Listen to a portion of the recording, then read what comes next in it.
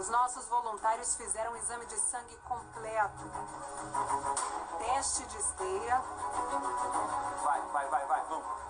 Vai. Teste de resistência subindo escadas. E uma biópsia do músculo. Será que o estilo de vida também trouxe problemas de saúde aos nossos voluntários? Os 3 apresentam fatores de risco para as 4 principais doenças que reduzem o tempo de vida e a qualidade de vida, que são o infarto, o diabetes, o câncer e a depressão e a ansiedade. Sempre é um choque, né?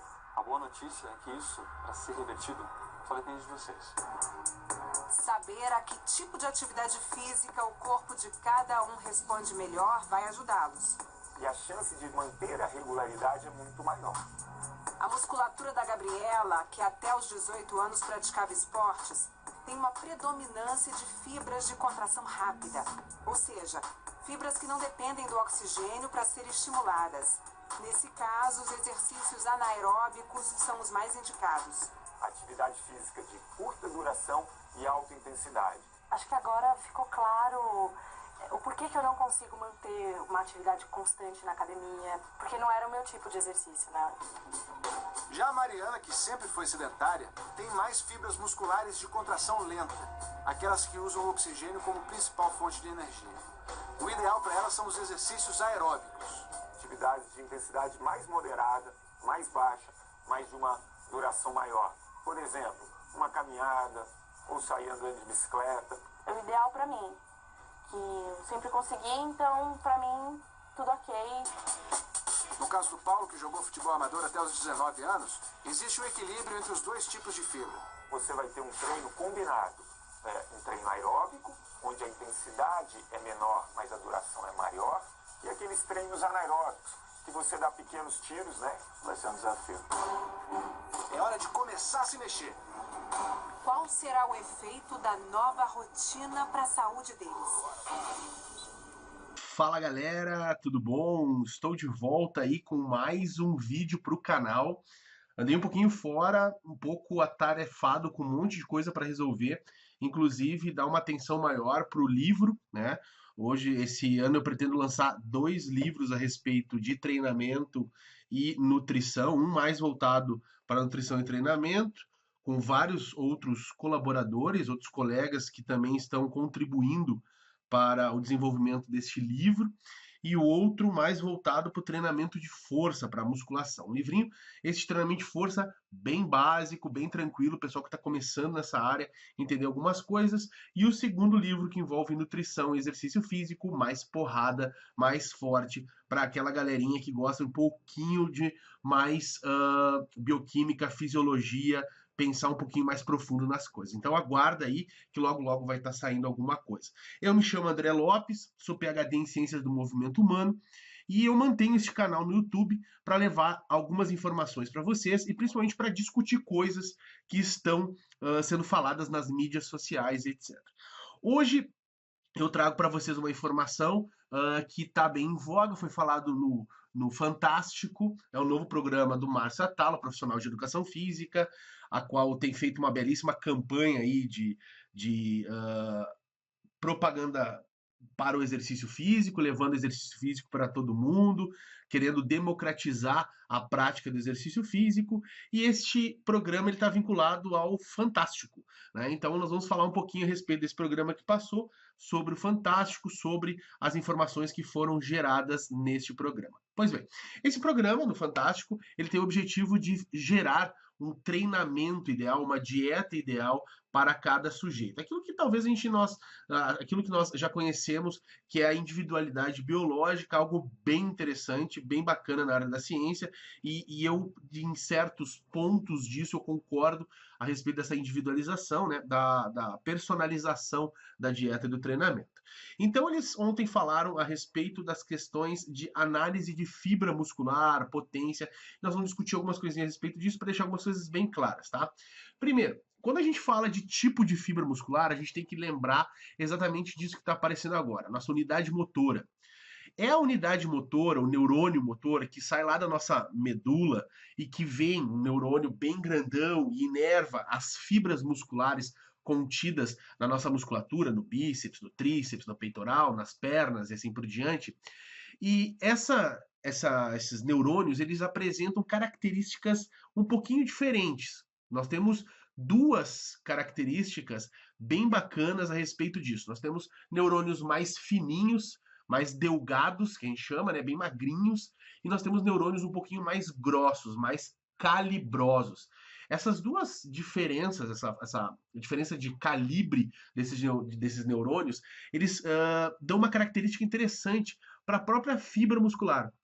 Cada um desses neurônios, ele termina em vários dendritos, várias pontinhas. Então você tem um neurônio grosso ou fino e no final dele você tem várias pontinhas. Cada pontinha dessas, os dendritos, ele se conecta a uma fibra muscular. Então você tem um neurônio com vários dendritos inervando várias fibras musculares.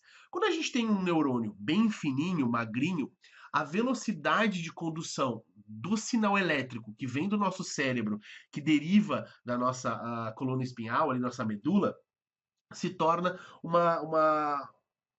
tem uma velocidade relativamente lenta na hora do transporte. Por quê? Porque é bem fininho, aqui funciona que nem um cabo de eletricidade. Cabos bem fininhos de eletricidade buscam levar pouca informação elétrica de um ponto ao outro.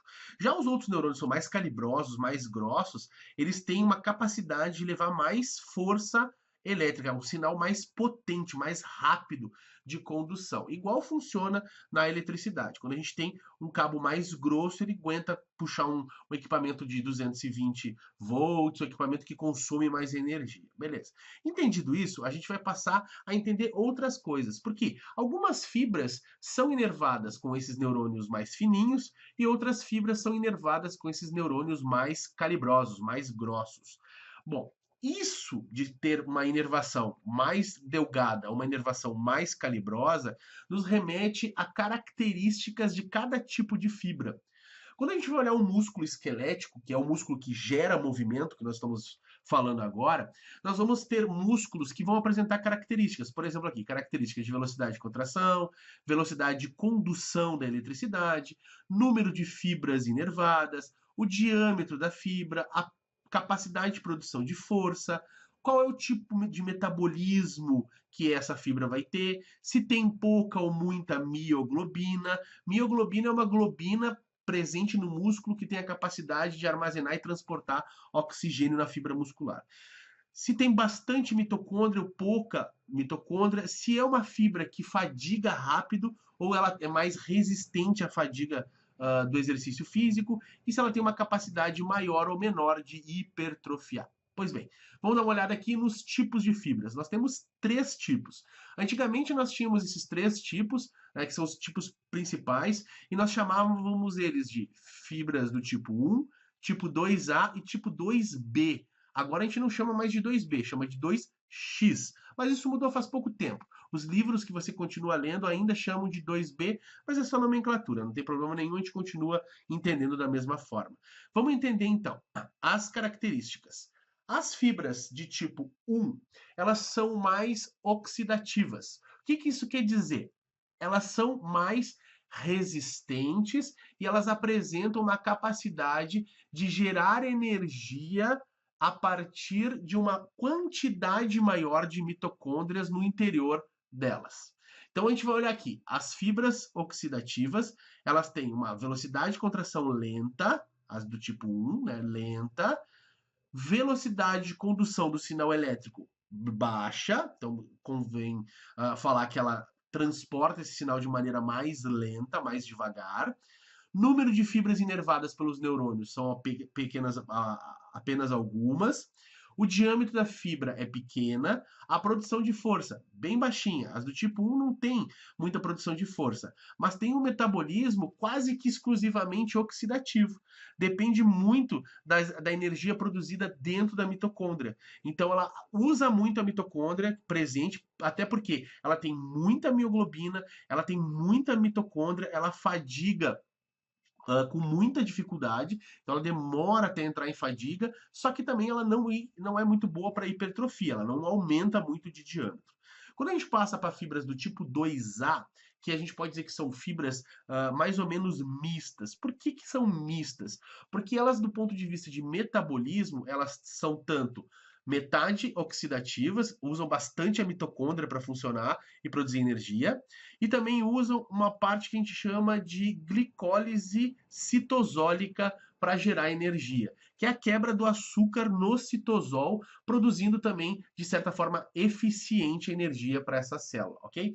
Então, qual é a característica? Ela é de velocidade de contração rápida, velocidade de condução alta, tem muita inervação, o neurônio que inerva essas fibras inerva muitas fibras, o diâmetro da fibra é médio, a produção de força é intermediária, não é nem muito resistente, nem muito de potência.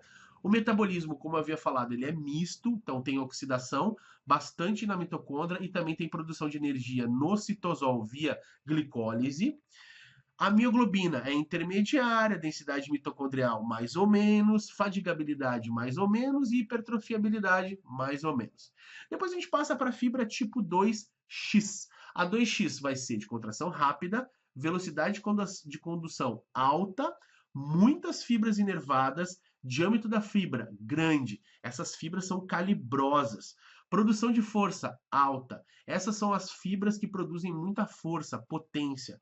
Qual é o metabolismo predominante nessas células, nessas fibras musculares? Glicolítico. Então elas vão apresentar baixa quantidade de mioglobina, baixa densidade de mitocôndria, mas tem alta fadigabilidade, ou seja, fadigam muito rápido, mas tem uma capacidade de hipertrofia muito rápida. Entendido isso? Então é isso que determina as características das fibras musculares. Vamos lá, vamos continuar.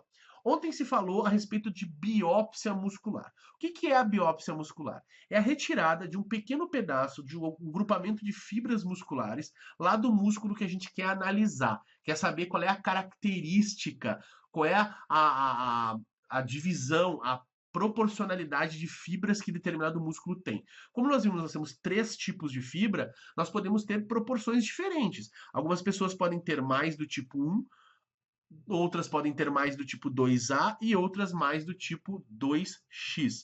Então, se faz a biópsia muscular, que nada mais é do que coletar um pedacinho do músculo para levar no laboratório e fazer a análise colorimétrica dessas fibras. O que é isso? É colocar cor, colocar alguns marcadores, alguns anticorpos que permitem a classificação dessas fibras através de cor.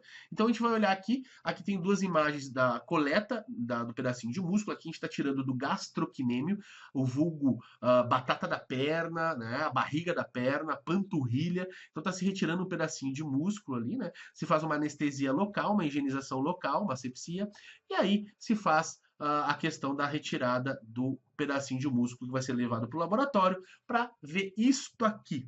Essa aqui é uma análise de microscópio, então a gente pode ver aqui, cada partezinha dessa é um tipo de fibra. Então vejam, a fibra tipo 1, né? Aqui é fibra tipo 1, aqui é só o parâmetro de tamanho. Então a gente vai ter aqui assim, a questão da análise, então a gente vai ter a fibra do tipo 1, a fibra do tipo 2A e a fibra do tipo 2X. Por que as pessoas às vezes chamam as fibras de tipo, ela é vermelha ou é branca? Por motivo dessa análise em laboratório. Notem que aqui a tipo 1, que é a mais oxidativa, de resistência, ela tem essa cor mais escura, que é uma cor mais avermelhada, por motivo dos reagentes que são compostos ali dentro para fazer essa coloração, né? Fazer essa identificação. As de tipo 2A são chamadas de branca porque ela fica assim mais esbranquiçadinha na análise, e aqui a de 2X fica um intermediário entre essas duas aqui em termos de cor. Mas o certo é não chamar de tipo 1 vermelha ou tipo 2 branca. O ideal seria chamar tipo 1 oxidativa e tipo 2 glicolítica. É a maneira mais correta de nomear essas fibras. Então, tipo de fibra predominante. Claro que quando a gente fala de atletas de alto rendimento, sem dúvida nenhuma, nós temos uma diferença bem grande em termos de tipagem de fibra. Os atletas de endurance ou de resistência, os maratonistas, vão apresentar fibras do tipo 1, que são mais resistentes, têm mais mitocôndria, têm uma fadigabilidade bem baixinha, resistem bastante bastante tempo a exercício físico. Claro, eles precisam fazer 42 quilômetros. Já os levantadores de peso ou os fisiculturistas vão apresentar fibras mais glicolíticas. São aquelas fibras de produção de força, produção de potência e que tem um calibre, uma grossura maior e tem uma capacidade de hipertrofia maior. Ok? Entendido isso? Mas vejam só, aqui nós temos a distribuição, então endurance e força. Vejam que o músculo do maratonista apresenta muito mais fibras do tipo 1, veja a quantidade de fibrinhas escuras que tem. E aqui o de força, vejo que nós temos bem mais fibrinhas tipo 2, que elas são bem mais calibrosas também, né, mais grossinhas, fazendo com que os sujeitos que têm uma capacidade de produção de força tenham mais essas fibras, e os que são mais resistentes apresentem mais fibras do tipo 1. Então, só que aí vem o porém. Quando a gente fala de análise de fibras musculares, nós não temos 100% de sujeitos apresentando um tipo único de fibra. Nós não temos pessoas que têm um músculo exclusivamente cheio de fibras do tipo 1, ou músculos cheios de fibras tipo 2X ou 2A, e assim por diante. O que nós temos é uma mistura. A gente diz que os sujeitos vão apresentar predominâncias. Nós podemos fazer uma biópsia, por exemplo, do gastrocnêmio, como eu mostrei na foto para vocês, e nós vamos ter a presença de uma quantidade de tipos de fibra. Por exemplo, nós vamos apresentar lá fibras tipo...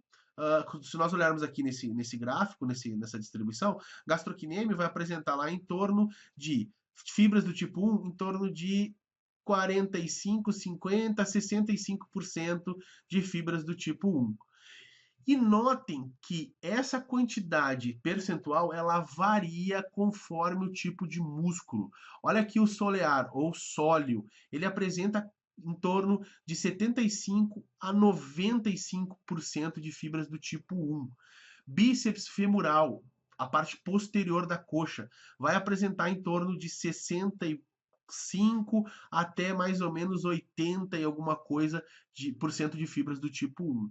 E aí nós temos essa distribuição. Vejam aqui, o reto femoral, o músculo da coxa, um dos músculos que compõe o quadríceps, ele está aqui em torno de 25 a 45% de fibras tipo 1. Se nós notarmos no programa, foi feita a biópsia. Mas eu pergunto a vocês, foi feita a biópsia de todos os músculos? Não foi. Provavelmente foi feita a biópsia do vasto lateral, que numa média proporcional de fibras de um grupo grande de analisados, vai apresentar em torno de 45 a 65% de fibras tipo 1. Então, quando a gente fala em fazer biópsia para identificar o tipo predominante de fibras, para identificar um perfil metabólico de produção de energia e uma melhor adaptação a determinado tipo de exercício, nós deveríamos fazer uma biópsia da grande maioria dos músculos que nos interessam.